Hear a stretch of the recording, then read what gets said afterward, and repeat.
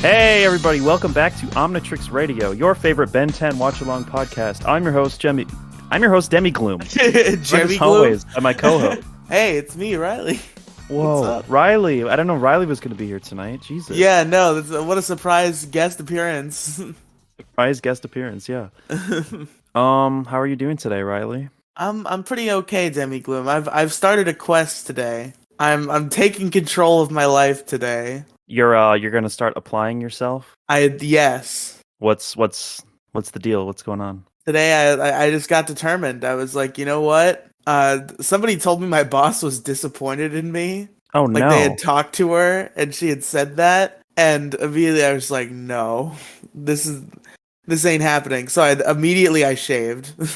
That was the first thing I did. Thank fucking God. You know why she was disappointed in you? I guess because I wasn't keeping up a good appearance. Yeah, what she thought I would do if she promoted me, and I was proving up short. She literally paid for your haircut, right? She did literally pay for my paying haircut for your haircut. That you realize what that means, right? That's her way of telling you, hey, you know what I mean? I'm gonna pay for your haircut. Like, do this. This is what we expect of you. Yeah. That's like the soft version of get a fucking haircut. Keep up. So yeah, keep up your appearance. Like, succumb to the performative nature of the adult workplace. That's what you have to do. That's how you achieve success in this environment, is succumbing. Have you succumbed? That's lame. I've kind of succumbed. Yeah, it's fucking lame. Now that you describe it like that, I feel a noble sense of not wanting to succumb. Yeah, but you will achieve nothing. Like, I mean, like, what you described to me previously seemed like a clear sign that there's, like, room for climbing up the ladder, you know? Like, the fact that you got promoted, you were a telemarketer. You know what I mean? The fact that you got promoted and you're included in, like, the Chinese food order and all that shit, like, it's a sign that you're worthy, you know what I mean? You're one of the chosen few. But, you know, you gotta, if your boss is disappointed in you for not keeping up your appearance, you know, you gotta do something about that. You gotta succumb harder. Yeah. And I also have developed the startling habit of forgetting literally everything all of the time to an unreasonable degree. So now what I've done is I've set like a bunch of alarms throughout the day to have me wake up at the same time and like do certain things that I always forget to do. Like at work? No, not at work, because I can't have like my alarm going off at work. Like at home leading up to work and like stuff I have to do afterwards. That's good. That's not a bad and what thing. the big thing that's going to accomplish. This is embarrassing to admit. I don't know if I've talked about this on podcasts before. The action of brushing my teeth refuses to wire itself in my brain as something I must do. So I will forget to do it. Literally all of the time. I don't forget it all the time, but it is something I forget. I will go weeks. I'm hardwired. Maybe months. It Without has happened. brushing your teeth? Yes. Do you at least chew gum or something? Like something? Yeah, my breath never gets bad. That's the weird thing. Like I've never. No. Maybe not like I know, but like it never gets like. How would it do that? How would your breath get bad? How would I not know? Because like I can smell my breath.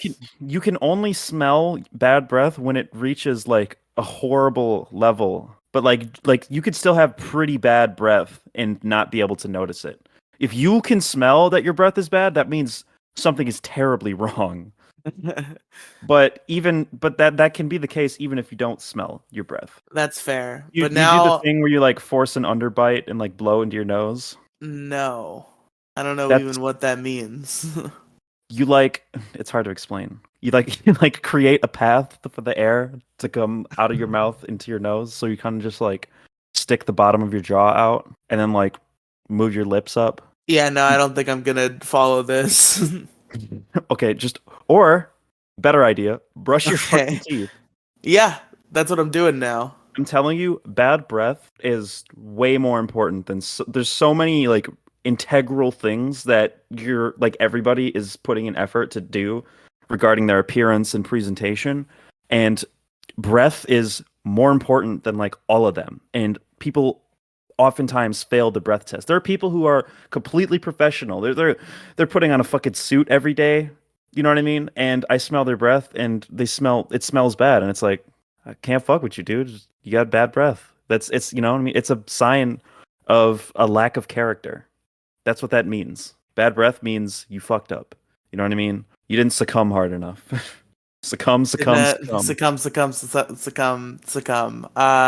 Unless you want to start a fucking like Amish farming village and live completely off the grid, you got to succumb. Succumbing sucks, though. Succumb to something. You know what I mean? Apply yourself. Figure out something that you want to do. Like you can't, if you don't like succumbing to the performative nature of like the corporate world, then succumb somewhere else. But you have to succumb to something. You can't just dick around all day and just, you know what I mean, not apply yourself at all. You have to apply yourself in some direction.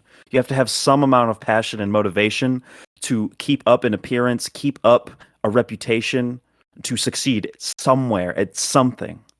And if it's not here, that it's somewhere else. Maybe the opportunity, maybe the promised land is not where you work. I was gonna almost said the name of your workplace. Maybe it's not there, you know? Or maybe it is. All I can say is don't do anything stupid, obviously. Don't quit your job and try to become like a SoundCloud rapper, or like never quit your job to pursue the arts unless you have a safety net. Yeah, like, that's fair advice for sure, and I don't think I ever would. People call me like a dream crusher for saying that, but like honestly, dude, like it's just reality. Like you're not gonna become a fucking pop sensation without some like amount of safety net. And most people who think they have enough passion don't realize that there are 50,000 more people with that amount of passion times 10 and industry connections. So, you know, and you know, you're not ahead. It's survivorship bias. You see people, you hear like fucking Travis Scott or somebody say, "Yeah, man, I dropped out of school to pursue my dreams. I knew what I wanted and I reached for the stars and I made it." But you don't hear the story of the 50,000 fucking people who dropped out of school or dropped out of college to pursue the arts and failed miserably and ended up working at fucking McDonald's. You know, I love that I'm going on this like philosophical rant, and I'm literally like unemployed. I'm like graduated and unemployed, no car, no nothing. I ain't got a job. It's Friday. You ain't got no job. You ain't got shit to do. No, I actually have an interview or an on the phone interview tomorrow with Walmart. So, oh wow. Yeah, someone's gonna take a picture of me and be like, "Hey yo, look who I caught working at Walmart." Hey yo. I feel like the Walmart arc is gonna be better than the McDonald's arc. I'd probably like just looking at it and like hearing what people say and just thinking about the job duties. I think I'm gonna enjoy retail a lot more than I enjoyed fast food. I think fast food is probably like, particularly McDonald's, is probably the bottom of the barrel. Like you are literally at the bottom of every hierarchy in life if you're working at McDonald's, and you should quit immediately because there are other opportunities out there where there are plenty of other jobs you can get with like no credentials that are way better than McDonald's. Don't ever work at McDonald's. Ever. That's the big takeaway. Don't ever work at McDonald's. Yeah, I would never. Yeah, it's awful. It was genuinely like the most depressing thing I've ever experienced. And I've been like abused and beaten and had a pretty dark childhood, and McDonald's was probably worse than every amount of like childhood traumatic event that happened to me. Damn, that's insane. Holy shit. You know what I did when I was beaten and abused to feel better about it?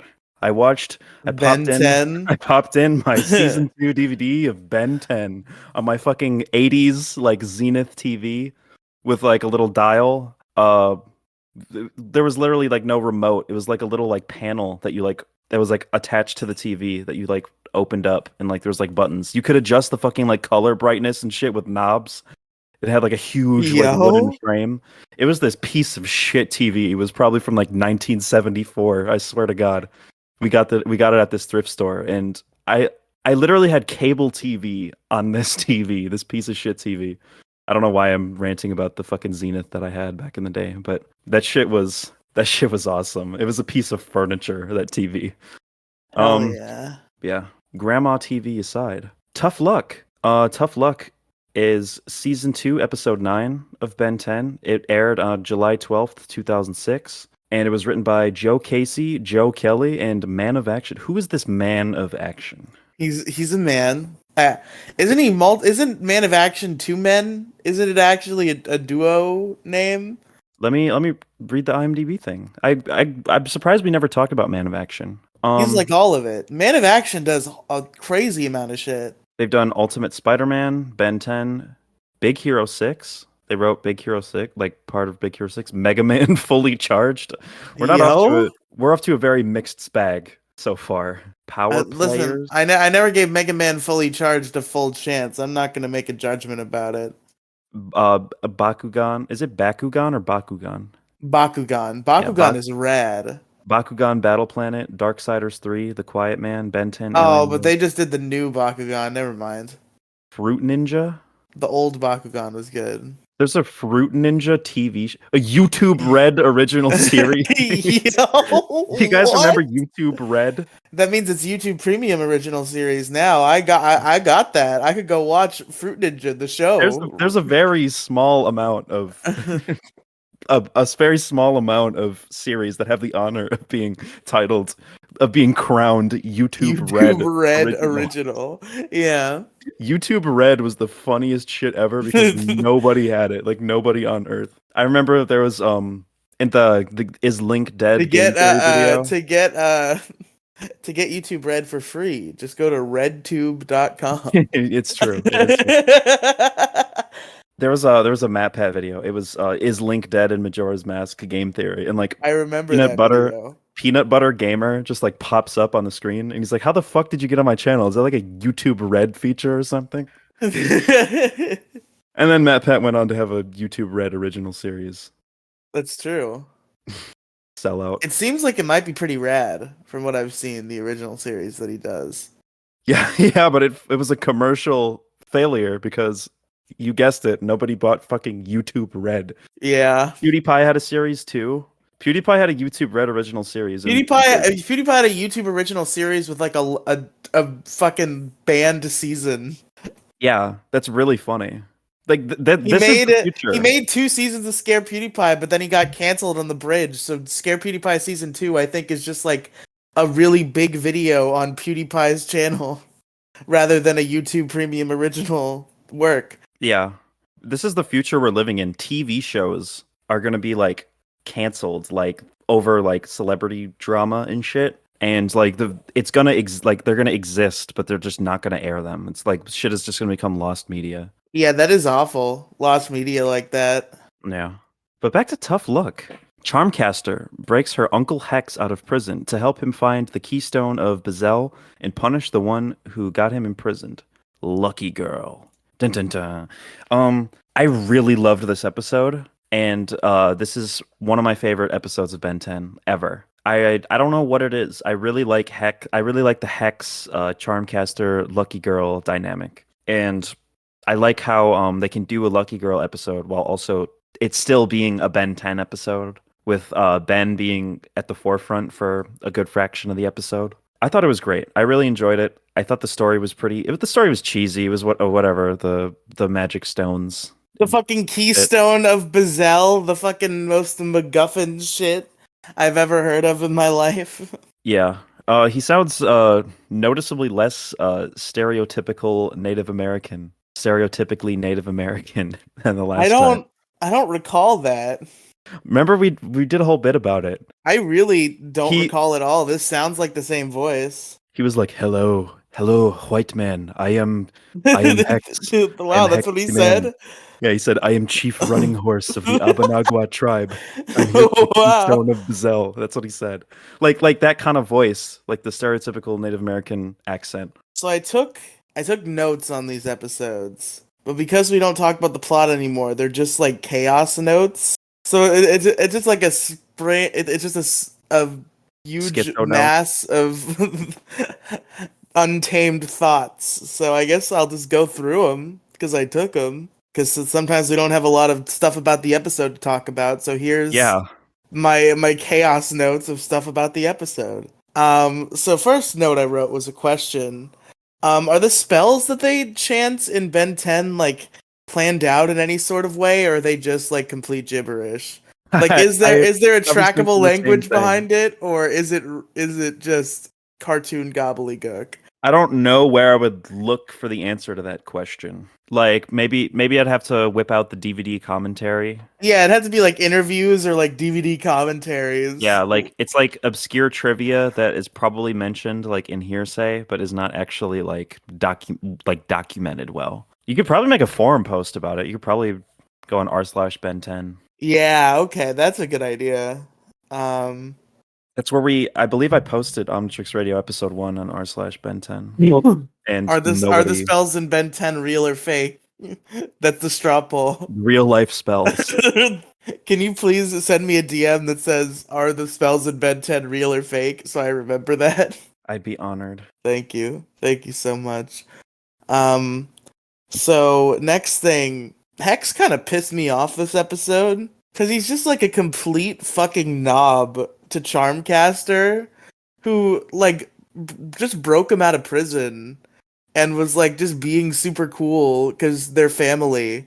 And then Hex is like, "I'm gonna get you now. You're gonna be my slave. I'm gonna be a dick to you." I don't get it, man. She just broke you out of prison like 5 minutes ago. Like the whole Yeah. time, like every time he's so mean to her, I'm like, literally 8 calendar minutes ago, she broke you out of prison. Yeah. Yeah, I mean Hex isn't really like a super complex character. They leave a lot up to interpretation as far as his motivation and what he wants to do. What he does display is just like pure evil. Like I don't get the impression that he actually cares about anything other than his own sense of power. So I could see why he wouldn't make an exception for a family member, but also why would Charmcaster fall for it?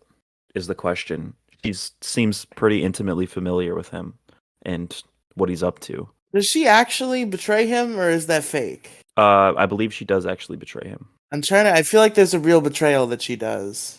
Yeah, she betrays him. She's like, now that I have the keystones assembled and you've initiated the ritual, I will stand here, I guess, and absorb the Yeah, magical I power. do remember that now. But yeah, so she does turn on him, obviously, right? She has an ulterior motive, but she does seem pretty like confident in Hex's not selflessness, obviously, but she seems confident that Hex like at least cares about her remotely. Or maybe Bro, she's not. Charmcaster? Maybe it's all a front. Don't say it, Riley.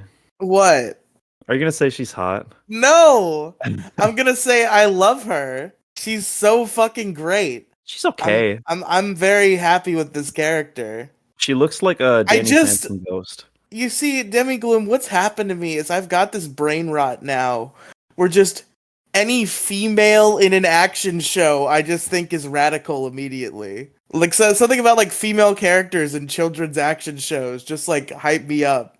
They just kick ass all of the time. Have you been reading BuzzFeed or something? No, well, no. It's probably because I've been watching a lot of Power Rangers. I think girl power is something that's handled actually pretty well in like 2000s cartoons. It never came off as woke pandering, and it never came off as like a misogynistic like sort of like, oh, crazy, isn't this crazy? It's a girl that's strong, you know what I mean? I think shows like Ben 10 do a really good job of portraying female characters as heroic in the same exact way that male characters are, in a way that doesn't make it a big deal. I don't like when girl power is made a huge deal, unless you're actually telling like a riveting tale of a group of women who overcome misogynist expectations, but that's not usually the case in kids shows. And all I'm gonna say, without fail, female Power Rangers, always the best ones. I've never watched Well, I haven't watched Power Rangers since I was like 5, so I wouldn't know. And I think that applies to a lot of action show female characters, including villains like this. Charmcaster, one of my faves. She is convincingly like evil and like competent. Yeah, I enjoyed Charmcaster. I liked when she was like pretending to be like, "Oh, I'm sorry. He's just I have to help my uncle because he's, he'll hurt me or whatever." I don't remember what her excuse was. But she was like, "I'm not actually bad." When like Gwen like trusted her and they had like like 2 seconds of like friendly interaction. I thought that was an interesting dynamic. I would have enjoyed seeing Gwen and Charmcaster team up, like Lucky Girl and Charmcaster. There has to be a reluctant Gwen and Charmcaster team up episode. In fact, I think there might be several. I've heard things about Alien Force. Does Charmcaster exist in Alien Force? Yeah, for sure. Oh, this is her only appearance in the original series. Unless it was Ultimate Alien. It was either Alien Force or Ultimate Alien where she was intimately involved. I think both. I think like Gwen and Charmcaster being rival witches or whatever the fuck, the rival magic users, is like a central subplot in Alien Force. That's pretty cool. I'd love to see that. Gwen versus Charmcaster was pretty cool. I'm back. Like, I was down on Omnitrix Radio for a while. Now I'm like all the way back up. Like, I'm so excited for Alien Force, so I'm just ready to like plow through and get there. Yeah. Honestly, I don't know why. Last episode kind of sucked. Like, let's be real. A little bit. It was fucking god awful. Like by our standards, it was a little shitty. By genuine podcast standards, it was fucking terrible. But like, that's not even like usually what it's like. We're usually pretty on the nose. Like, I think we balance episode discussion and just personal discussion pretty well.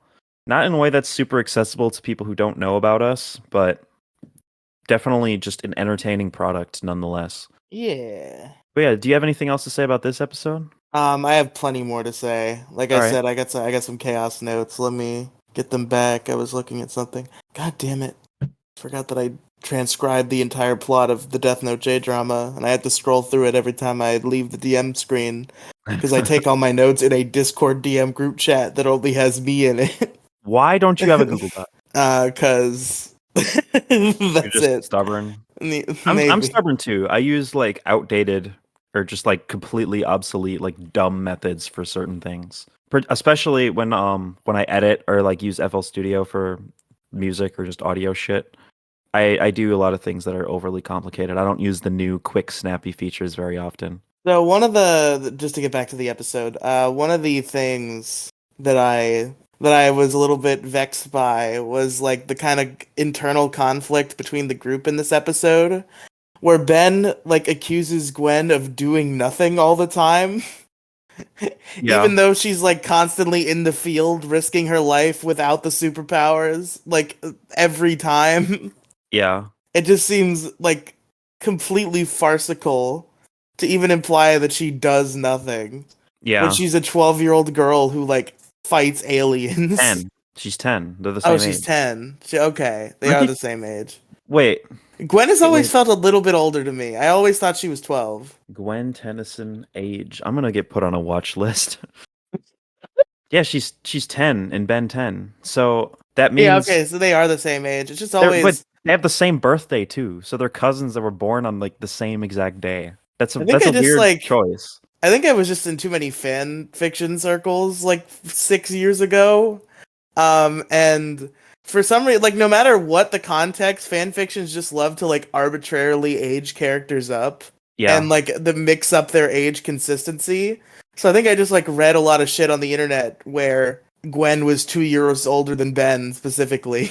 And I internalized that. She's also 11 in the Omniverse flashbacks. And Ben is also 11 in the Omniverse flashbacks. Yeah. I didn't realize they were the same age. I truly thought that they were 2 years apart. But they're definitely not 2 years apart. Nope. They're nothing apart. Same day. Does that mean they were like conceived around the same time, obviously? How close does the conception have to be born on the same day? Because we all know a pregnancy is 9 months long, but like how much leeway is there for like the amount of days that there can be that a pregnancy can last? Tennyson men just have a certain time of year. Tennyson men just have a certain time of year.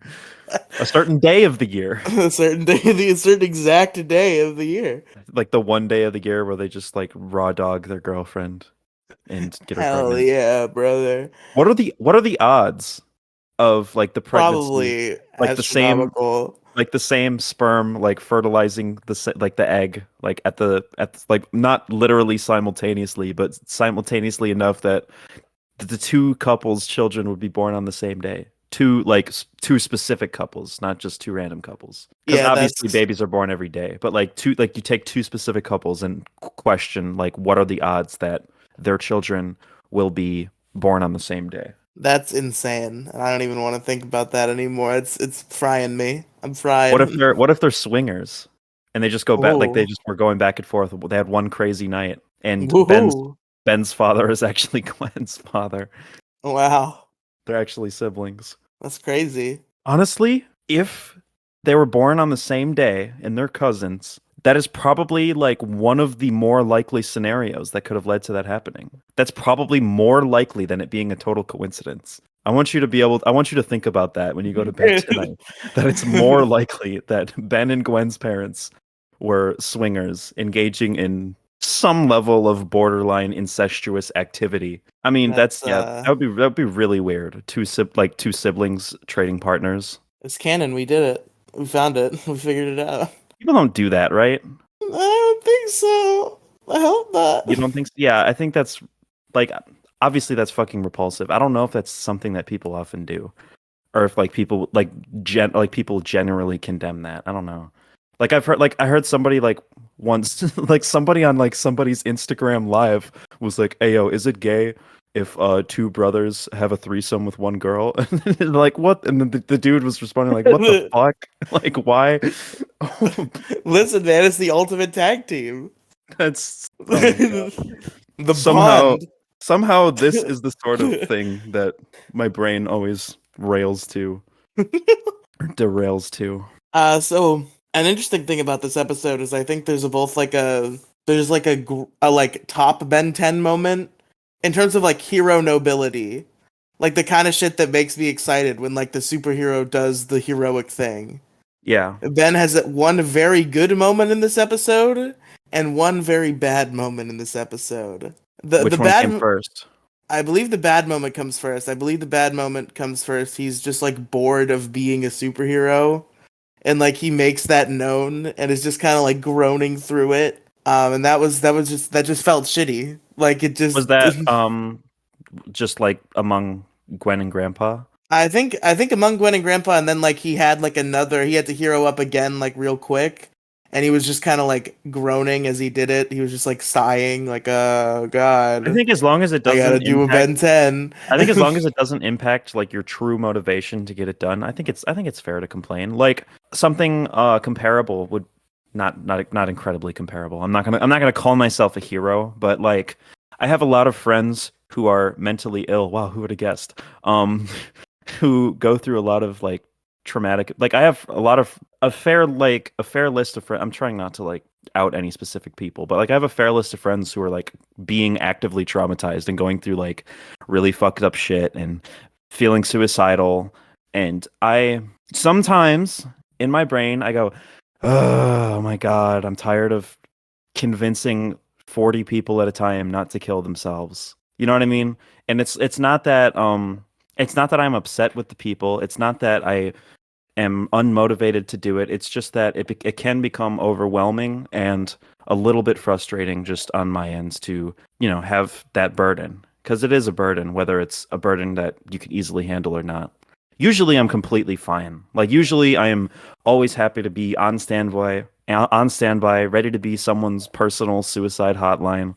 But every now and then when I'm going through my own personal things or if I'm in a bad mood, sometimes like when multiple people are reaching out to me, I can be, God damn it, I don't feel like ready to do this right now. And usually I'll just tell people I can't talk right now, but sometimes it is kind of urgent. Yeah, for sure. So yeah, I don't think Ben did anything wrong necessarily by groaning a little bit. No, But you're right. it is less than honorable. It's a less than honorable thing, but it's, he's human after all. We're all human. I guess like working through feelings is usually like cool. Like again, I'm sorry. It's gonna happen every episode from now until the end of time. It's time for the description of a thing that happened in Power Rangers. Oh my God. I mean, uh, I've described various like personal, like real life shit, so and your life is basically Power Rangers. So Yeah, exactly. That's all it's I like care about. equivalent because that's Yeah. all that you have to process. Like when you think of like the most stressful moments in your life, you think of like the most like intense Power Rangers scenes. Your life flashes before your eyes, and it's just the entirety of Power Rangers. I just get to do one last big binge watch of Power Rangers that all happens Yeah. within my brain in a second as I die. Anyways, continue the So, Power Rangers scene. so I guess a similar scenario, like a good version of this, is just like when you don't want to do it and you know it's a bad idea, but like you do it anyway because of course you do. Like it's Yeah. like in the episode Passing the Torch, which is the episode of Power Rangers Turbo, where like the last of the original kind of original Power Rangers get replaced, and there's like whole new team, whole new kids now. They introduce TJ and Cassie, who are the new Red and Pink Rangers. And like the current Power Rangers are like in trouble. They're getting separated. They all of them separately of each other drop their morphers in stupid ways that prevent them from becoming Power Rangers for a while. Yeah. And TJ and Cassie come across like the current Pink Ranger who's in trouble and she's surrounded and she doesn't have her morpher. And they're like fighting. They like go to find her because they hear that she needs help, and then they find her and they start fighting. And the whole time, Cassie's like, "Man, we gotta bust a catch. This is a bad idea.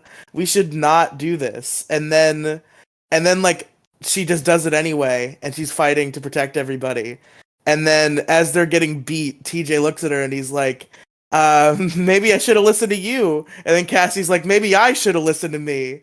And I just love it so much. They're just jumping to danger without fret because somebody needs help. I see. You described a Power Rangers plot, and I listened and did. understood what you were saying. However, I have nothing further to add because I'm not familiar with Power Rangers or the context surrounding it. I just like characters when they do things. The information is downloaded in my brain. I Now know you that know. this happened in Power Rangers. Yeah. I try to care about other things, Demigloom. I really do. I put in active effort every day, and I fail. Speaking of the active effort I put in and I fail, Ben 10 is a show. Yeah. I love that You have more show, to say about Ben this 10. episode? I can skip a lot of this. You got Let more. me see if there's You any. got more. I've got so chicken many scratch? more. I can do a speed round. So there's a really dumb secret identity moment in this episode. Where Ben 10 gets on the stage with the magician and becomes wild mud out of his hat. Mhm. But like anybody worth their salt could figure out that like that guy did not turn him into that. Yeah, And that's he one did of like those aliens that's brazenly on the go in news. front of them. Yeah, he's one of the aliens that's on the news. So yeah, that's really stupid. It's a bad idea. It's wild that nobody knows who Ben 10 is until Ultimate Alien. Yeah, it's pretty funny. Insane to me. I love Lucky Girl, by the way. Gwen as Lucky Girl kicks ass. I hope Lucky Girl comes back again because I'm so ready for it. She's so Yeah. great. And then the good Ben hero moment in this episode was when he jumps in to attack Hex as just Ben Tennyson regular style, because he's about to attack Gwen. I see. That was a good moment. He jumped in even though his watch was red. He couldn't Yeah. do a hero, but he just jumps right in there. Don't you think it's bad that Grandpa Max lets like his two grandchildren just like get into these fights?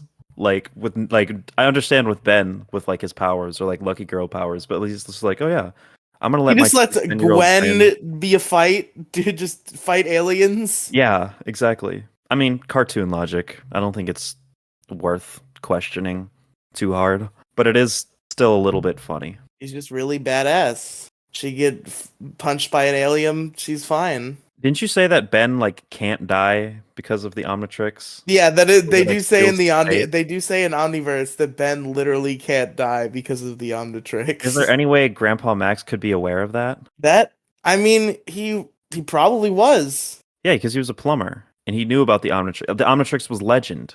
Maybe that is what it is. It's like I know he's not gonna die, so I might as well just let him do it. But there's no fucking way they were sitting on that. But they obviously added that. Oh, and also the lore Omnitrix would have retroactively. let Gwen die. Yeah. Well, I guess that's the thing. Is it like the Lucky Stone where like me and the people surrounding me, like me and like my motive, like me and my motive will thrive. My motive including not like my cousin not dying. Yeah. Is it like that, or is it literally just Ben? Is it I feel literally like it that Ben has to just be can't literally die? just Ben. Yeah, that would make sense. Because It's so if he funny had how like it the comes lucky up. It's just the stone, most like nonchalant. Like this was never established, and they don't treat it like it was. But just it's so nonchalant. He dies, quote unquote, and then like they find him, and Rook's like, "How did you survive?" And then Ben's like, "I figured the Omnitrix had a failsafe where it wouldn't let me die actually, and I was right about that." so it's this like reality warping technology that it's so much more than a thing that turns them into aliens. And that lore, I don't like. I'm gonna be real with you. I don't like No, that lore. I don't like that he's literally invincible. Actually, Yeah. I like it when it was just simple. You know what I mean? I don't like it when like Ben 10 is this like chosen one of this prophecy. You know what I mean? And like this weird shit. Like I like it when Ben is literally a 10-year-old who stumbled upon a device that lets him turn into aliens. Like the simplicity. I like the lore about the Omnitrix, the whole fucking space war shit. That's all super awesome, super rad. But as far as Ben goes, he's just a kid who stumbled upon it. You know what I mean? And I don't like chosen one stories. I like the idea that like he's literally only a hero by chance. You know what I mean? By coincidence. That's how these sort of things happen. yeah, for sure. I think the show loses that like later. Yeah. I think it's more like Omniverse is definitely where it's a problem, and like I like that show anyway, for a lot of reasons. But I can acknowledge that it gets to the point where it's like, okay, now Ben 10 is just like literally Completely fucks up unstoppable, its lore. literally invincible. They the Alien X, which is like the meme of like, oh, Ben 10 is the most powerful character because Alien X can literally do anything Alien X, and bro. warp reality. Alien X, bro. Could he beat Alien Um, X though? no, nobody could beat Alien X. No, that's not Um, true. Peter Griffin could be Alien X.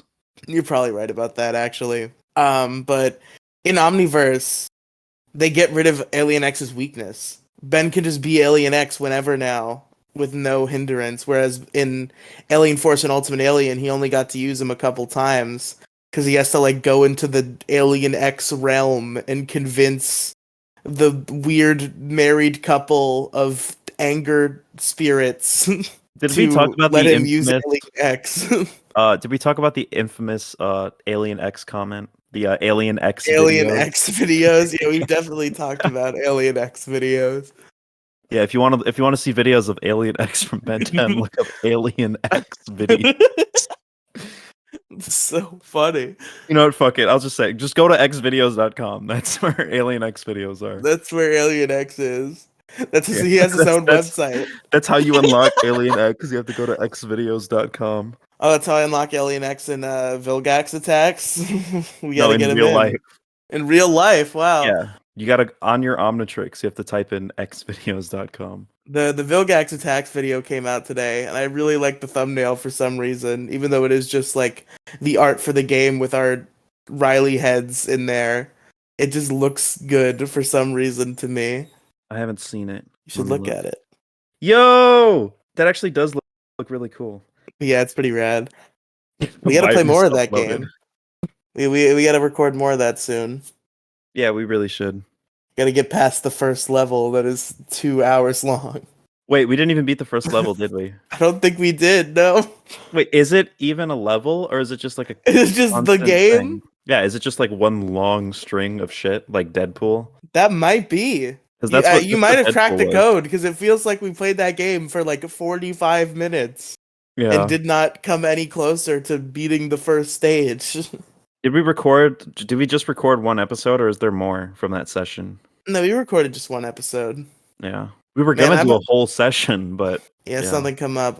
I've been thinking about the Riely lost media lately, and it always makes me sad when I think about like shit I've recorded that's never come out. Like shit that I remember being happy with. Like there's a Pokemon Let's Go Pikachu Let's Play I recorded in the hotel room with Gingy 3 fucking years ago. 3 years ago now this was. God, my bones are crumbling, Demigloom. I feel so old.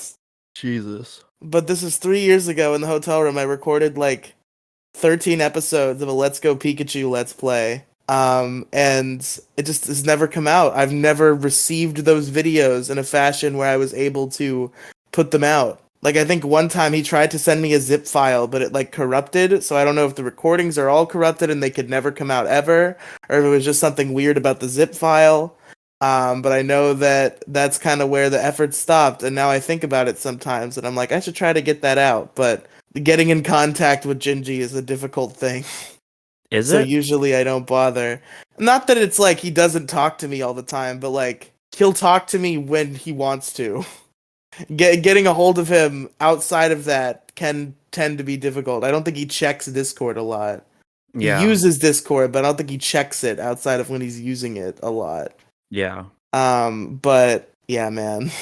I don't know where I was going with that. I lost it. Are we gonna do wrap-up questions? Hold on. Okay. Damn it, no. I don't care. Why? Why did it scroll down on its own?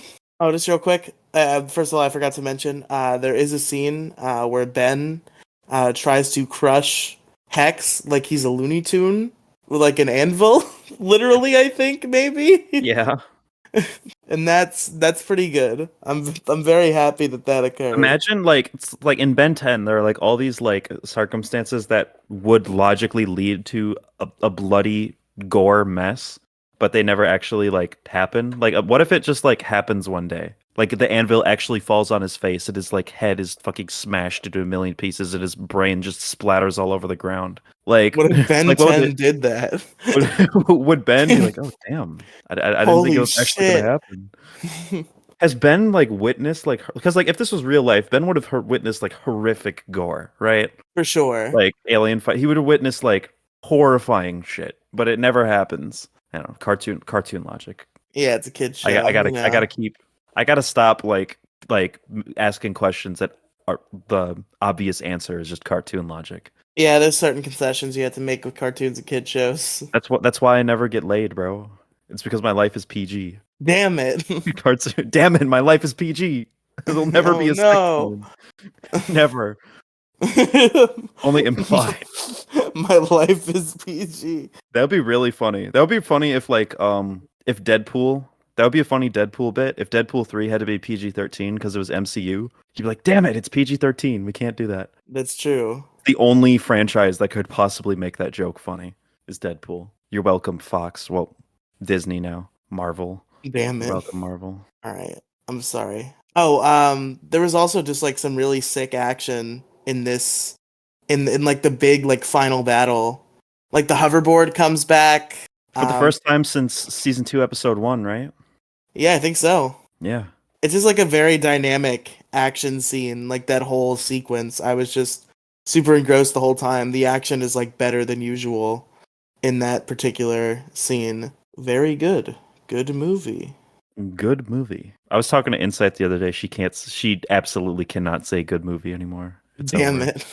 Good movie. Found defeat. Okay, but we can get into wrap up questions. I don't think I have anything else. Oh, Wildvine is in this episode. Has he used him yet? Was it In the first show? Wildvine? Yeah, he's used him in the show. When? Let me look it up. He's definitely used Wildvine in like the last episode we talked about, the mushroom one. Oh, he did use Wildvine in that. Was that Wildvine's first? No, he used all of his aliens in season 1. Wildvine is a season once he 2 unlocked, edition. obviously. No, he's not. Wait, is he?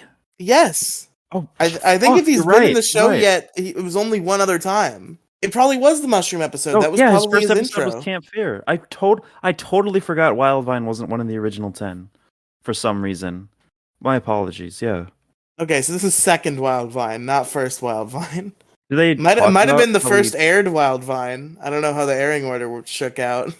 Do they mention like him unlocking Wildvine, or does he just turn into Wildvine? No, because we're watching an aired order. Never mind.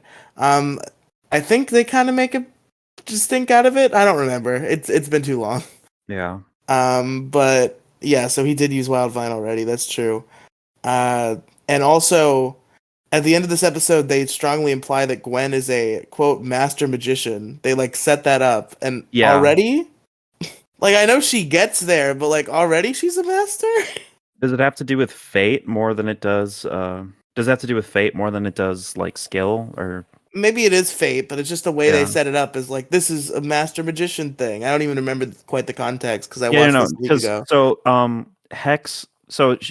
Gwen has Hex's staff, and he's like, Only a "You master magician can fool! use Only a Hex's master staff, magician." Yeah, he and then was she like, uses "Only it. that staff only works in the hands of a master magician." And just like with her brain, she makes it shoot out like the most powerful laser beam known to man. Yeah, that's based. So yeah, that's the episode. Who's your favorite character? Because mine was Charmcaster.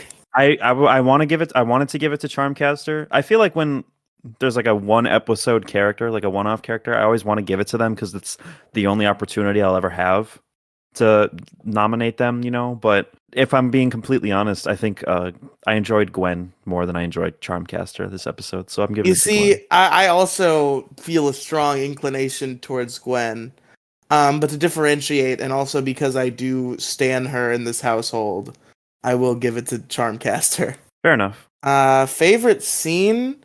Probably the action scene on the hoverboard, just that whole sequence. Yeah, I agree. That's probably my favorite too. All right, rating out of 10. Honestly, I think this might be a 10 out of 10. I Bet was gonna 10. say This might be a this 10, is 10, 10. this is definitely a 10 out of 10 for me too. All right, well, there you go, folks. We agree. Now it's time for They Lurk Below. Tell them about it, Demigloom. They Lurk Below.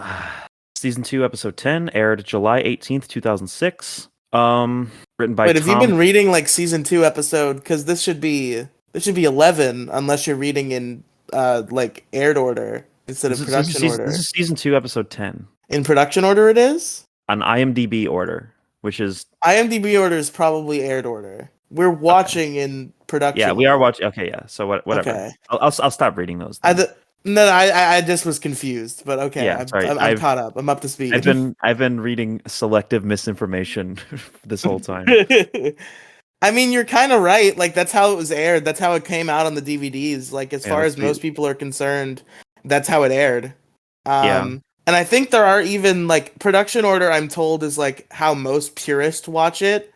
But there are even a couple like lines where it's like maybe it is airing order is correct because this is spoilers for the episode we're going to talk about after They Lurk Below. But when he's doing alien fusions, like at the end of that episode, he's like playing with his Omnitrix again. He's like, what if I could make other alien fusions? And he mentions Ghost Freak as like a fusion ingredient. Ooh. So perhaps in that case, airing order was more correct. Maybe it depends. Maybe. So my conspiracy theory is that production or they produced it out of order to some extent, but ultimately changed certain things in airing order in a way that didn't make sense. So it could very well be like just a jumbled mess, and there could be no like real correct order because there could be inconsistencies either way. Yeah, you're probably right. But before we get there, They Lurk Below. Yeah.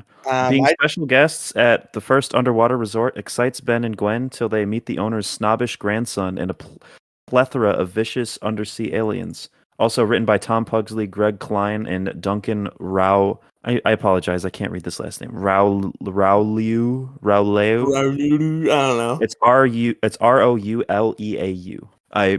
I'm actually sorry, I can't pronounce that name. That's okay. This was the first Ben 10 episode I ever saw. Wow. Do you recall the scene where Stinkfly is carrying Ben and that kid, or Gwen and that kid? Fucking Edwin. Yeah, Edwin. Fuck that kid. Gwen and Edwin are both being carried by Stinkfly, and he's like flying up. Yeah. Remember this scene? That was the first time I laid my eyes upon Ben 10, and I was in a hospital. I don't remember why, but I was in a hospital, and I turned on the TV, and I was like, what the fuck is this? I want to watch this. And I remember later on, I saw toys at Walmart of Stinkfly. I was like, yo, it's from that show. That guy from the hospital. Yeah. That guy from the hospital. I did. I remembered that guy from the hospital. And I told the rest of this story, I got collected Ben 10 toys long before I ever actually watched the show. But yeah, that was like the first Ben 10. I literally turned on Cartoon Network, or turned on the TV, switched to Cartoon Network, and that scene was what I saw. Wow. So yeah, Demigloom. Well, there you go, folks. Demigloom history lesson. So this episode starts with a nice, sweet little family moment in the private jet. I like that. We got just a little bit of Gwen, Max, and Ben just appreciating each other. Just for a brief moment at the beginning. I thought it was cute. I always like stuff like that. And then we get Edwin, who's a punk bitch, and I hate him. Fuck Edwin. So you're gonna have to forgive me, but Okay. for some reason I remembered the last episode very well because that was like one of my favorites, and I watched it a lot as a kid. This one I don't like. The next two I don't really remember incredibly well, so you're gonna need to bear with me because it was a week ago that I watched it. That's fair. Edwin's just like a little snot the whole time. And like he Yeah, kind of has a redemption arc, but I'm just like, yeah, but like he's still a loser. I still there was don't a like kid. him. There's a kid named Edwin in my middle school who like looked just like this kid and acted similarly. It's really funny. And he did have a redemption arc, but he was still an asshole. It was like the Hey! same exact thing. So there's an Atlantis hotel. I'm pretty sure he got deported. I don't know. It's crazy. Holy I shit. totally forgot about that. I don't know. That's probably not true. That was probably literally just racism from my classmates. But they like it was a rumor. Like he didn't show up to school. The rumor was that he got deported That's because insane. it was like right after Trump got elected. And you never saw him again? We never saw him. Yeah, I never saw him again. Maybe he did get deported. Yeah, it's definitely possible. I don't want to rule out that possibility, but I think our I think the kids were just like, "Oh, the Mexican kid's gone. He got deported." And people took it seriously. Yeah. Yeah, I don't know. But what's like the actual So plot of this episode? they're in an Atlantis hotel. And this Atlantis hotel is in the Bermuda Triangle. I wonder if anything bad will happen. Surely nothing will go wrong. Yeah. Uh, there's a scene where there's sharks and they're gonna eat people. And Ben jumps in to save the day, swims into the shark-infested waters after accidentally turning into gray matter. He still goes in there. So the Ben hero points. Jesus Christ, yeah. Uh, that was pretty radical. And then Ben and Gwen bully Edwin the whole time. I'm just like going through the chaos notes top to bottom this time. Um, Ben and Gwen bully Edwin, which I like because Edwin deserves it. Gwen tries to cover for Ben's secret identity during this whole like they're like lost in in like the Like submarine or multiple something. random like the story is that like Yeah, multiple random aliens just show up and save them yeah. like 8 And times. Gwen's like, "What do you mean that's not Ben? That That's can't not be bad. Ben. That can't be Ben." I remember this is the one thing that I remembered from seeing the show in the hospital was the line, "That's not Ben." And that's how I knew Ben 10 was this show, like for sure. So yeah, she's not convincing at all, but we all knew it was Ben. There's a scene with Ripjaws and he's biting through stuff, and I just thought that was rad and it looked cool. There was an upgrade, does a technology scene, where he like takes over the submarine, I think, or like a computer or something. I don't remember. It was a week ago. But I Yeah. just like when upgrade does that. I'm a fan. I like that power. And then the bad guy, not the bad guy, but like the rich guy who caused all of this, and Edwin, they kind of come around. They like bond as father and son, and everybody ends on good terms, and it's sweet. But like, still, fuck Edwin though. Didn't the guy like wasn't it like revealed that the guy knew that it wasn't safe, Yeah, but he did it anyway?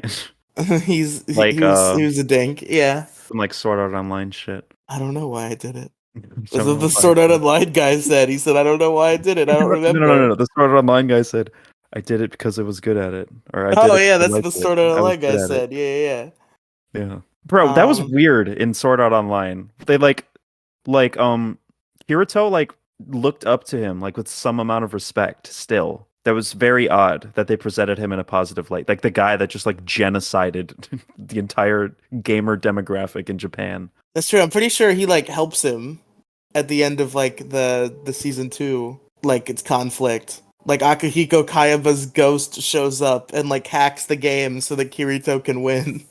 Yeah. He becomes a sympathetic character to some degree.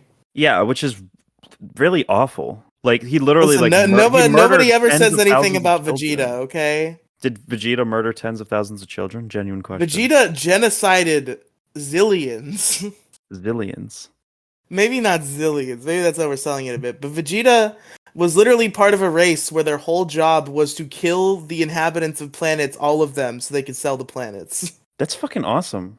Well, if you killed So everyone on the planet, then no one's there to mourn the loss. that's true. You're basically just pulling the plug. I'm not So saying it's that it's a morally correct, but like I can see why somebody could justify that. Like, yeah, I could see why a crazy person would justify that. Be like, oh, no one's there to mourn the suffering, you know? it's just like he did that. He committed genocide and was super evil, and then Goku, being Goku, just convinced him to be good because that's just a power that Goku has inherently. Is evil people meet Goku and they're like, maybe being evil's a bad idea, actually, as it turns out. Um, and that happens with Thing Vegeta, and now Vegeta's like the secondary main hero, and nobody ever brings up the fact that he genocided billions at least. the thing with the Sword Art Online guy though is that he didn't express any sympathy or remorse at all, or like that he changed. He didn't change at all. It was just the guy. You know what I mean? It was Yeah. like we saw the guy that did this. And it was like, oh hey, what's up, man? What's poppin'? You know, what I mean? There was no like redemption arc. It was just very odd. There are a lot of very odd choices in Sword Art Online. Yeah. Actually, fuck Sword Art Online. That show is You terrible. see, my thing about Sword Art Online is like I know it's terrible, but I love it anyway. That's my relationship. Is like I can't defend it. I Yeah, cannot provide you any logical defense for Sword Art Online. But man, do I love Sword Art Online. I enjoyed the I enjoyed the first season. Well, isn't the Elfheim Yes, Elfheim Alfheim. Alfheim is Yeah. that's technically season one, right? Yeah, season 1 Yeah. is Aincrad and Alfheim, and then season 2 is Gungale and Cancer Yeah, Girl. I watched the entirety of Elfheim, and I watched the entirety of season one and got through like half of Gungale. And Elfheim, I could get through. I could like critically get through it. You know, I could like hate it, but also still watched it. Gungale was insufferable. It was so bad. Bro, Suguha was my first waifu, on God. Like, I had Who's crushes on anime Suguha girls again? before that, but she was like my first waifu. She's Kirito's sister with the weird incest plot. Oh, yeah, yeah. That was another thing. That was disgusting. That was Why a did they little do that? bit That disgusting. was not a little bit, very much. And back to talking about yeah, it was like straight up like sibling fetishes. I They're not think even cousins, I they're think it was siblings. like the thing is, They're I thought it was biologically like cousins, but they're actually siblings. I think it was resolved well. But then I heard there might be a book where she is part of a we're the girls who want to fuck Kirito but can't club, a dedicated club for girls who simp for Kirito who aren't Asuna. And Yeah. Suguha might be a part of that, in which case I take back what I'm saying, if that is a real thing. But I think it was resolved in a good way, and I think they kind of got past it after that. Like, I Yeah, don't but it think. was I still think it's repulsive to just fetishize incest No, you're randomly. right. You're right. I am like I say this all the time, okay? I'm fine with the portrayal of morally wrong relationships in media. I'm not fine with the eroticization. That's when the moral issue comes. It's when you present a disgusting relationship or disgusting sexual dynamic and say, this is good, or hey, wink wink, you should be jerking off to this right now. Like, no. That's when it's bad. I don't know if it ever really does it even really get to that point though? It Because one they he never reciprocates it for even a second, and I feel like the of course. arc is like she just like thinks about it a lot and then realizes it's bad, and that's it. It's 100% fetishized, and I don't even want to like get The into the worst thing I explicit remember details is because this is she very off like falls topic. asleep in his bed fully clothed, and that's the worst it gets. It's just they create this chemistry and it's presented in a positive light. It's fetishized. It's hard to explain, but You're probably right. I also you can haven't just seen that tell. in like at least 3 years. You So, can and very much just tell like that the writer was like into it, you know? And the show um, indulges her fantasies. yeah, They definitely allow these fantasies to like marinate. Like it's not a commentary on sibling relationships. That's all I can say. It's there for a reason, and it's not to like create an accurate portrayal of that sort of weird dynamic. yeah, you're right. I just like Sora Online. I love that I went from being the Oremo guy to this. Yeah, you took I a swear real to, turn. You took a real turn on incest I and mean, like, fictional depictions of sexual yeah, like relationships. I just didn't care for a very long time because like I've never heard like convincing arguments against it like back in the day. Like I was always just like it's bad because it's bad. You. And now I am capable of making actual like nuanced moral analysis of situations. I'm like, yeah, that's fucking repulsive. Thanks, Vosh. Thanks, Thanks, Felonious Vosh, for Ferris. giving me my opinion, and Felonious Ferris also. No, Vosh doesn't. Felonious Ferris, Vosh doesn't. man, Vosh doesn't they're give me getting my to opinion. you. I'm tired You of. have the Felonious Ferris brain rot. How do I have the Felonious Ferris brain rot?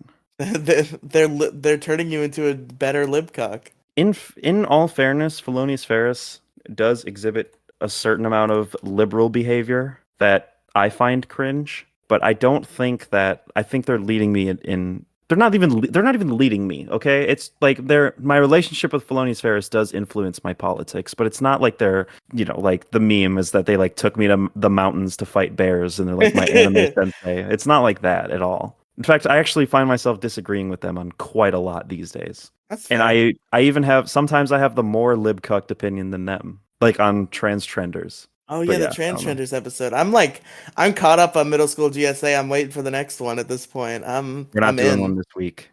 No, Yeah, no. I'm they so weren't sad now. available yesterday, and they were like, "Want to do it tomorrow?" And I was like, "Yeah, sure." And then like an hour later, I was like, "Oh shit, no, we got Omnitrix Radio." You should have done middle school GSA. I would have been No, okay with it. I was not going to postpone this for another week. That's I'd rather fair. miss 1 week of middle school GSA than an additional week of Omnitrix Radio. And plus, we need time. I'm like middle school GSA is currently like under construction. We're making changes Yeah, to like visually and just everything. But yeah, it's a good show though. Like genuinely, I'm into yeah. it. Thank you. But I don't have any Well, more individual things to say about this episode, so we got to do wrap up questions. all right. How would you rate this one out of 10? Or You skipped sorry, the first two. I'm stupid. I'm really stupid. I'm sorry. Favorite character. No, Which one was it? Craig. Okay, so it was Craig. Yes. Okay, I'll use Georg. Hopefully, Geark stays stable, and I also think Geark might not have gotten the outro because it claims it started like a whole calendar 2 minutes after Craig, which isn't true in terms of when it joined the call, but the recording panel says that's when it started. Well, Fuck. if we have to get the intro from Craig, we will. Okay. I'll just download them both and like sync them. Okay. I So just hope I that can see if there's any Geark blank holds spots. out. I'm not Or if it running doesn't. OBS, and I'm sure you're running Deadpool and can't run OBS. No, I'm actually not. Okay. This is actually the one night I very well could have made an OBS backup and chose not You to. should start now, just in case, because we know Geark has everything. But from here, Yark it's currently has everything. Geark currently has everything. But from here, if you have an OBS backup, we can guarantee overall safety. Okay, sure. All right, just move on. I'll adjust volume and shit accordingly. Okay. So my favorite character in this episode, probably. So I guess we did say that the aliens count as individual characters. Yeah. But at the same time, I think I can make the argument that the heroic move that I'm thinking of is not really a gray matter moment as much as it is a Ben moment. Like, there are definitely Yeah. things Ben does as his aliens where he is Ben. And I think this is one of those cases. Like, there's not like a moment where it's like, I'm gray matter and I'm going to think of a smart plan. Yeah. It's just It's the Ben action turns into isn't gray matter, attributed to jumps the into alien. action. Yeah, so I think Ben gets my favorite character for that scene, even though it was technically gray matter. I sound like I'm just like doing a cop out, but I genuinely agree with you on like everything tonight. I agree that Ben is my favorite character as well. As for favorite scene, probably gray matter swimming into the sharks. Cool. What about you? I don't know. I liked the initial introduction to the hotel. It was like it was fascinating and it set up the plot very well. That's fair. Rating it out of 10? I feel like this one is good, but it's not perfect. I'm gonna give it an 8. I'm gonna give it a 7.5. That's fair. It Maybe just I'm being a doesn't bit stand too out. generous. It doesn't. I'll just give it a 7 because I don't feel like doing 0.5s. I'll take the 0.5 then. Fine, You've I'll done take them before. 0.5 then too. Okay, Yeah, so we'll just have we done meet in the 0.5s middle. before? Yeah, whatever. 7.5. 7.5. 7.5 is fair. I think it's good. I don't have any particular issues with it. It's just doesn't stand out very much. So much so that I barely remember it a week later. Yeah. But all right, are we ready to talk about probably the most legendary episode in this bunch? Yeah. Dr. Alright. Animo and the Mutant Ray aired on August 25th, 2006. Written by Joe Casey, Joe Kelly, and Man of Action. Despite Gwen and Grandpa Max's warnings over toying with the Omnitrix, Ben messes around with it until, oops, he breaks it and his aliens start coming out as fused hybrids. This is a banger of an episode, man. Dude, this is a banger of an episode. Also, maybe the most horrifying thing I've ever seen was in this episode. Just in my Most life in horrifying thing general. you've ever seen? Yeah. What? The Grandpa Max stink fly slug. Oh, yeah. I'm traumatized from that, I think. Yeah, seeing like the stink fly like tubes coming out of his eye sockets. Yeah, And oh, then the it's side so of his bad. face. It's so bad. It's worse than I remember a similar. I have a vague memory of like a similar thing happening to Gary from SpongeBob. There's an episode where like SpongeBob becomes Gary shaped, and it Yeah, looks yes, yeah, that. yeah. Yes, that one. That's like who decided they wanted to bring body horror to the table in SpongeBob? I get it in Ben 10 already has body horror. Ben But 10 is kind of a body horror franchise, yes. yeah. What was the meme? It was like magical girl transformations, but into disgusting creatures. Yeah. So first of all, I would like to say that the setup for this episode in terms of like their vacation destination, they're in Florida. And they're going Whoa. to Gator Fest. Have you been to Gator Fest? Can't say that I have. It's just a bunch of fucking rednecks celebrating alligators. That's what Florida is to them, and they're probably right. Do they ever go to Wisconsin in Ben 10? Maybe they do. I don't know. We'll have to see. I look, all right, Ben 10, Wisconsin, and the first result is Ben 10 action figures for sale in Madison, Wisconsin. Oh, These are all like Facebook Marketplace listings, so I'm assuming, yeah. assuming not. Well, if you look up Ben 10 Florida, does it give you this episode? It's literally a wiki entry for the state of Florida. Yeah. Wait, How do you and feel the Ben about 10 wiki has a yes, Florida Ben 10 wiki. Florida is the location visited in fame. It doesn't even say. This is Ben so 10 list wiki. What is the Ben 10 list wiki? I don't know. But to go down my What's the notes here. So Ben is just like, what is Ben's plan here? He's just like jamming at his Omnitrix with a screwdriver. Like there doesn't Yeah. even seem to be anything like he's doing with it. He's just like, I'm gonna fucking shove this in there, and it's gonna make something happen. I guess maybe. You ever as a kid, like you never took apart shit and tried to put it back together? I You can't hear say my that I chair did. squeaking, by the way? Just now I did, but I haven't heard that previously Okay, at yeah, all. I apologize. I fixed that. So yeah, that's just weird that he does it like that. Then he makes Omni worms is the first thing that happens. We get like the energy run off, and then we see like the worms in the ground turn into little stink fly worms. Yeah. Which was a weird shot. I liked it a lot. This is somebody's Ben fetish. probably. Ben sticks the plate back on the Omnitrix with gum, and like the master plan, nobody's gonna notice, of course. Good job, Ben. It's really gross that he did that also. Yeah. And then Dr. Animo's back, of course, because the episode's called Dr. Animo and the Mutant Ray. Fuck yeah, I love Dr. Animo so much. There's a stinkfly crab. He's a stink crab.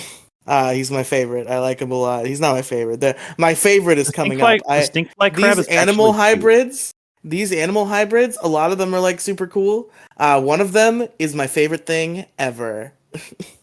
And What is it? we'll get to it in a second. Or I guess we're not going in order. So, the Heat Blast Bat, so fucking shit, cool.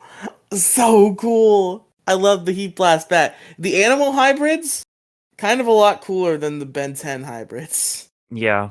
Like I think the hybrids episode Ben did- turns into versus the hybrids that Animo makes with the Ray. This episode is really it does a good job of like being gimmicky.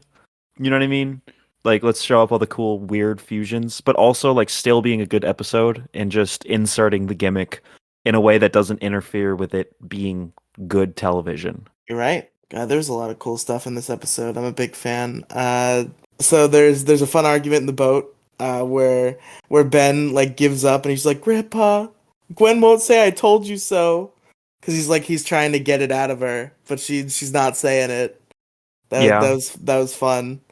They did I wrote down all the fusions. So there was Stink Arms first. The Stink Arms was the first one he got in an earlier scene. And then he got Diamond Head and Gray Matter fusion, which looked kind of silly. Yeah. This is just a little Diamond Head on a little guy. I think at some point, I don't know if this was Diamond Matter, or if this was another alien. Apparently, I wrote this down, and I don't quite remember the context. It's been a while. Apparently, there's a scene where Ben rips through a gator's eyeball. Do you recall this? No. Excuse me. I recall this. I think it was Diamond Head and Gray Matter. They like ripped through, and maybe it was how something was shot, and I just saw it wrong. But it seemed like Ben just like ripped through a gator's eyeball. Ew. Yeah, that seems gross. And then there's Heat Blast and Ripjaws who can't breathe, and that's unfortunate for him that he can't do that because he needs to do that to live.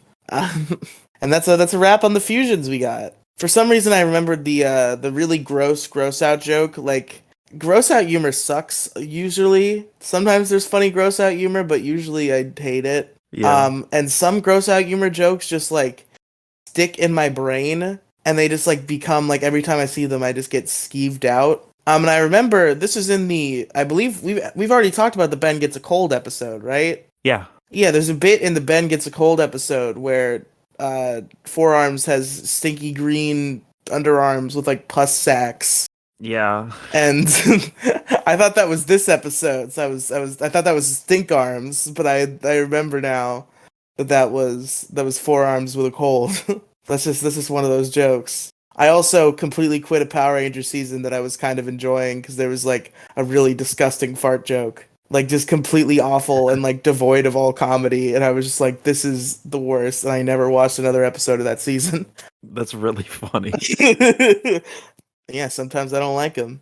But yeah, there's a bunch of cool fusions, a bunch of cool hybrids. Dr. Animo's back being Dr. Animo. This episode was a really good time. We got to see fusion aliens, which is cool, even though they suck this time. I believe the next time we get them is Omniverse, and they're actually cool there. But in this show, they don't do good. That's the Ben 10,000 thing in Omniverse, is he can do a fusion. I see. He has like 2 Omnitrix wristbands that he like crosses, and that makes him do a fusion. I think I've made it clear that I don't.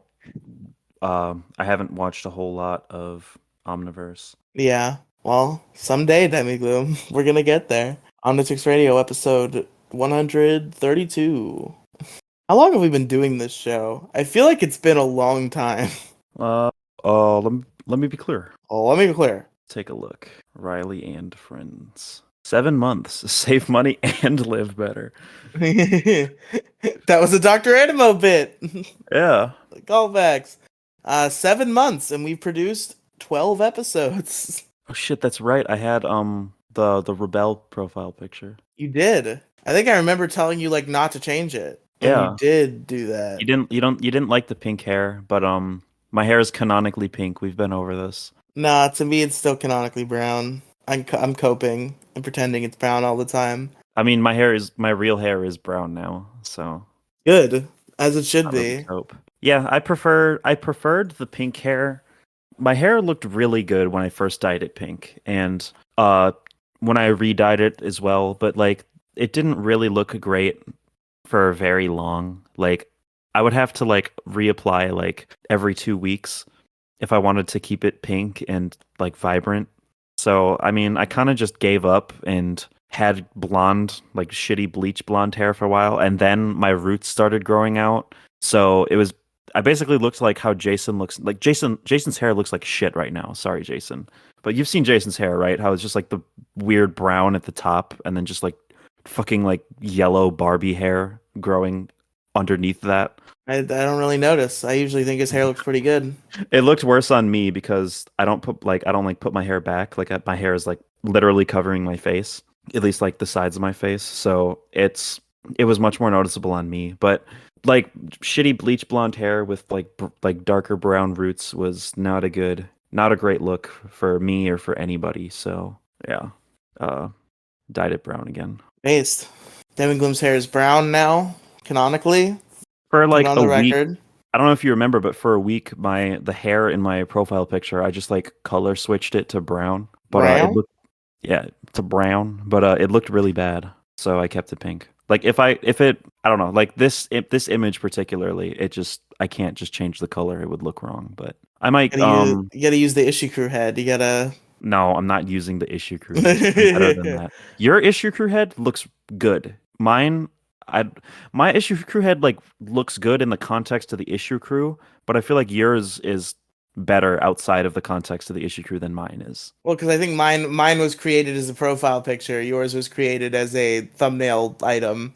Yeah. I think the one is like slightly more paid attention to than the other in the creative process. Yeah, and also my hair in the issue crew head doesn't look like my hair in real life at all whatsoever by any means, under any circumstances in heaven or hell, for any reason, under any pretext. With no justification under any set of, I'm repeating myself. But yeah, I really like this episode. I don't have a lot of other particular things to mention. It's Why cool did we have so concepts. much to say about the first one, and the second two are just kind of like, Because what happened, Demigloom, is I was awake watching the first one, taking notes, and the other two I was struggling not to fall asleep and took significantly less notes. oh, okay. I think I did fall asleep during They Lurk Below. I think I like rewind. I don't think I actually missed anything, but I think there was like a 5 minutes where I was like, ugh. That was a rough note taking process. But yeah, this episode's rad. I mean, what is there to say? I've already sung the praises of Dr. Animo and talked about the fusions and the hybrids. I think that's kind of the crux of this episode. Yeah. It will give me nightmares for centuries to come. Grandpa Max Slug is the horror which I experience. Yeah. Wow. But yeah, favorite character. Dr. Animo. Yeah, it's Dr. Animo. Do we even need to I, explain? I thought for a minute, and then I was like, no, it's Dr. Animo. He's just he brings it every time. And then favorite scene. Stinkfly worms. That was a big shock to me. I'm gonna give it to Heat Blast Bat action scene. That's fair. I considered giving favorite character to Heat Blast Bat, but I refrained. Understandable. Rating out of 10. This one, it's one of the better ones, but it doesn't feel it does not feel like a 10. It's probably a 9. Yeah, I was literally gonna say 9. It's not as good as the episodes I've given a 10. I'd say as just TV as entertainment, it's like 10 out of 10. But among other Ben 10 episodes, I don't think it deserves to be among permanent retirement and tough luck. That's fair. So 9 out of 10s all across the board. And we did it, Demigloom. That's Omnitrix Radio, episode 12. Yeah, wow. We did Ben 10. We did. Not next week. This is a bi-weekly show. Next 2 weeks, folks. We'll talk about one episode because it's the end of season 2. And then we'll talk about season 2 as a whole, which I feel like will just be a nothing and it'll be 30 minutes long. But stay tuned, folks. Hopefully we'll have enough to say. But we can't predict the future. Yeah. We can only move toward it. Demigloom, where can our listeners find you on the internet, on the planet web? You're gonna plug the issue crew, right? Yeah. Okay, so I'll let you do that. But you can find me. Listen to my podcast, Middle School GSA. Look up Middle School GSA on a podcast platform of your choice. It's probably there. I can guarantee you it's on Apple Podcasts, Spotify, and YouTube. YouTube is the preferred platform, but if you want to listen to it in the background, go on Spotify, Apple Podcasts, Google Podcasts, fucking whatever you have, it's probably on there. I probably wonk out your watch statistics because what I do sometimes is so it'll come out and I'll be at home, or it'll come out and I won't see it until the next morning, and I'll be at home, and I wake up early all the time now. It's I'll start listening to some of it on my TV, and then when I leave for work, I'll download it on Spotify and just fast forward and listen to the rest. So I probably throw off your playback statistics on YouTube. So just imagine they're a little higher, and that's what they actually are because I finish on Spotify. A lot of people a lot of people do also listen to the episode in small chunks. Does it count as far as viewer retention goes? Like I if don't you know. I always thought about that. I don't know the answer. yeah, because even with all of that in mind, our viewer retention is actually surprisingly pretty good. I believe I did the math and it's about 7 or 8 people like per episode like listen to the entire thing. And I'm assuming that's in one sitting. Pretty rad. Yeah, I mean that's good. That's good for us. That's good for me. I'm still going pretty nuclear on marketing though, making big creative decisions. Big changes are coming to middle school GSA. Like it's only getting better from here. I will not make creative sacrifices. I will make creative decisions that like are more marketable, but I will not like sacrifice anything good about the show for more marketability. But yeah, that being said, listen to middle school GSA. It's where me and my good friend Felonius Ferris, who is an extremely intelligent person, discuss politics, ethics, and a variety of issues and trends and current events from a trans and general LGBTQ plus perspective. It's I think it's a pretty good blend of comedy and social analysis, and it's I don't know, it's an entertaining show, and all of my friends really like middle school GSA, so take their word for it, not mine. Yeah, look up middle school GSA. The new cover art is fucking amazing, by the way. It's beautiful. Oh my god, it's so good. I'm so happy that it's so good. Don't you hate that my hair is pink though? Kinda, but like I can get over it. Okay. This definitely, okay, we've had this argument before. Let me try to clarify this best I can. I know who's who in the old art. However, sometimes those pictures did give off the opposite vibes. What do you mean? Like, it felt like the way in which those characters were emoting, listening to you two talk, naturally I imagine you as the brown-haired one, and Felonius Ferris is the pink-haired one What are for you some talking reason. about? I don't know why. I don't know why. It's just sometimes I'm looking at them, and I'm looking at the... Specifically, I don't really think of the pink one as Ferris, but I think the brown one is you all the time. And then I'm like, wait a minute. That's not You're Demigloom. making like the brown one is it because the brown one is smiling and the pink one isn't? Maybe. That might be as simple as it is. Yeah. But the new art, it's definitely a lot more like both of the characters are distinct, and the art is super cool and good, and I love it a lot. Felonious Ferris did a very good job. It's true, yeah. I don't get the meme. I guess, all right, I guess I do get the meme. The meme is like I'm just angry and super pissed off, and Felonious Ferris is super happy. I find it very funny that the two different artists who drew who conceptualized middle school GSA art made that same creative decision to make Ferris happy and me like serious or pissed. Yeah, that's sometimes you're serious and pissed, Demigloom. I think it's more so I have trouble expressing joy like physically. I don't have great body language. I Right. literally just like fluoride stare at people when I'm talking to them. I hate talking to people so much. Why? In real life, when I have to like look at them and speak to them and be in the same physical plane, I always feel awkward when I talk to people in general. Huh. Huh. Huh. But anyway, you find me in a couple places. I'm gonna highlight two of them because I told Demigloom I would plug the issue crew. I've been highlighting something else lately, but we're gonna do a double this time. Issue crew is a podcast where me and 5 of my closest internet friends in various combinations each week talk about a topic. You can check it out at anchor.fm/issue crew, which will link out to Spotify and Apple Podcasts. You can also find it with the search functions there, or at youtube.com/@theissuecrew. Since YouTube wants to put "at" in everything. Because YouTube wants to put "at" in everything. And that's that. And then you should check out my Let's Play channel, Big Guy, Little Guy. We put out 3 videos a week. It's me and Andrew of the Issue Crew fame. Lucky there's Big Guy, Little Guy. We're on a 1-month streak of actually uploading when we're supposed to right now. Lucky there's a show that positively knows that. What rhymes with what can I say? The Riely is fat.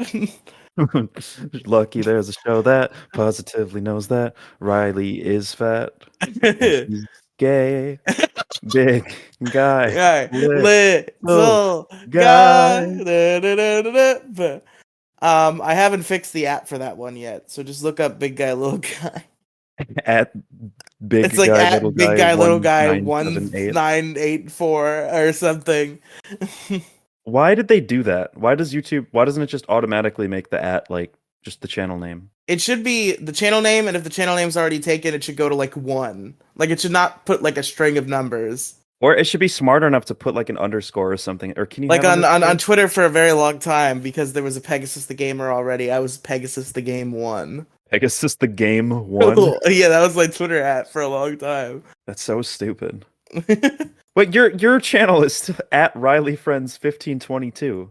Oh Even God, even because I though you didn't turn have on a custom URL before it was too late. That's right. I turned on my custom URL for Demi and the Goons. So you can I told you about the 200 IQ move that I did, right? Yeah, you changed it to Demi and the Goons just for the URL, and then you changed it back, 'Cause right? I had like so you get your custom URL at 1,000 subscribers, right? Yeah, that's the Yeah. number. So I realized I was at like 990 something subscribers and I was like, "Oh shit." So I have the what is it called? Amperstamp? Is that what it's called? Ampersand, I think. Ampersand. Yeah, ampersand. I had the ampersand, like the little and symbol, Demi and the Goons.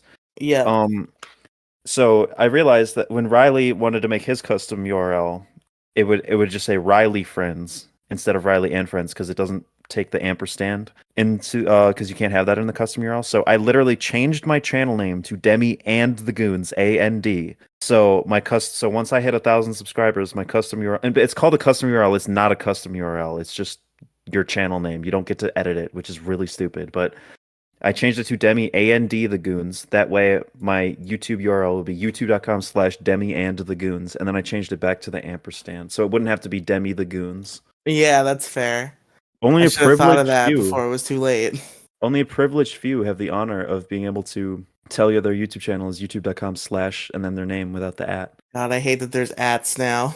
It was the worst. I I maybe get maybe I don't hate it though, because I like that there's now custom links to every YouTube channel. Like I you think can get a custom link, like even if it's a shitty one. yeah It can still be something related to your brand at least a little bit, even if it's like Riley Friends 789. yeah It's easier to be like go to at Riley Friends 789 than it is to just be like Google Riley and Friends. Less people will do that. So yeah from that point, it does present a net positive. But why not just give the normal custom URLs to everybody? Yeah, Though instead. I like the ats. I think the at is a good addition to the platform, but the URL because literally every other app, like if you're at my at on Twitter is Demigloom. So if you go to twitter.com/Demigloom, Twitter.com/Demigloom. it takes you to Yeah. at Demigloom. It forwards you to at Demigloom. So YouTube should just do that. I don't know what. Maybe it's because they already have so many custom URLs, but then they could just change the custom URLs into at names, which they did. Well, yeah. So this isn't even a problem. They should just make. I don't know. I think I have faith that no, I don't have faith that YouTube will make positive changes. We're fucking crypto integration is on the table for YouTube change. So I have no faith in the platform. Go to whatever fucking Nazi free speech platform they have. BitChute, we're going back, baby. It all goes back to BitChute. BitChute isn't even like far right, is it? I produced daily content on BitChute for a while. It's not far right. It's just they don't delete anything. So Yeah, that's the cool. front page is full of far right people because Yeah, because they're all kicked that's off. the place they can No, go to get sourced. But it's just they don't ban we need anything, we really. need to create. It's so hard to create a free speech platform that is also not like Nazis on the front page. Not immediately Nazis on the front page like Yeah. BitChute. So when it's immediately Nazi, that's the problem with free speech. Is it's immediately Nazis on the front page, and nobody can go on that platform without What's being funny is that ostracized. Gingy probably doesn't know that, and he probably wouldn't have approved of there being a Pixels Media BitChute if he knew that. But there is The one. front page was like swastikas and shit. Yeah. I just think he doesn't know that information. To be fair, I think like once the initial wave of Nazis like kind of dies out, the platform kind of like neutralizes naturally and just becomes it's definitely like right leaning. It's definitely like more edgy, and it's definitely not where the super status quo liberals are going, but it's also not necessarily like a Nazi platform. At least that's my that's how my understanding of BitChute's current state. But also BitChute like doesn't work. Yeah, that's the unfortunate thing. It just like stopped working. I think it is like they can't afford as much server space, so like stuff has to be sacrificed. But when I was using it for a while, it was very seamless, and I was just like, obviously, I'm not like a far right comedian. I don't say shit that's awful enough to get my entire channel banned usually. But I think your sense of humor is at worst like not monetizable. Like that's fair. per video. Like generally speaking, I think your videos would totally be monetized. But I think every now and then you make a joke that could possibly lead to you getting like, like the piss yellow $sign, like the Yeah, restricted ads or whatever. but also I hate YouTube and its speech restrictions, and I want to support platforms that support free speech. So I did move to BitChute for a while. That was also a move that I made because of the Kappa controversy, if you remember That that. was so dope. That's like Kappa was like the Y2K of YouTube. It really was. Like It everyone didn't thought do Kappa. anything. Well, the thing is, it like algorithmically like punished. Basically, like it algorithmically put videos that weren't for kids below videos that were for children, right? But when every single video on the platform is just marked as not for kids, then the leverage doesn't exist anymore. Then the playing field is completely evened out. Did they recently decide you couldn't put videos for kids in playlists? Is that a Um, new update? Because I no, have, I think that was literally a Kappa thing. I I think have my videos. YouTube Music is like cracked then. Because what happened is maybe it's new on YouTube Music specifically. But I have like a bunch of Power Rangers theme songs in my playlist. Well, And I here's the tried to add thing. another one, and all of a sudden it was like, you can't put kids content in a playlist. And I Here's the tried thing. like every other kid song, including stuff I already had in my playlist, and it said the same thing. So if you go up to if you click on a video, the little like add to playlist button is like grayed out, right? But if you click like the little dot dot dot, if the video pops up in your recommended, or if you search for the video and click the little dot dot dot, you can still add it to playlist, usually, in my experience. So it's just a Okay. little workaround. Because I've seen playlists of kids' content that were made by people who weren't the official uploader. Like, Yeah. obviously, I've been watching a shit ton of Power Rangers because all of Power Rangers is free on YouTube. So I've just been watching it on YouTube. And all those videos are marked as for kids. And I've definitely found playlists that were fan made that like put episodes together. And I'm like, but you can't put them in playlists though. How does that work? How did you do that? So I guess that's the magic behind it. Yeah. But alright, gamers. We'll see you in 2 weeks for the end of Ben 10 Season 2. Oh I've yeah, been that's right. Riely. I've been Demigloom. And we'll see you next week. Not next week. I already said fuck 2 weeks. Bye.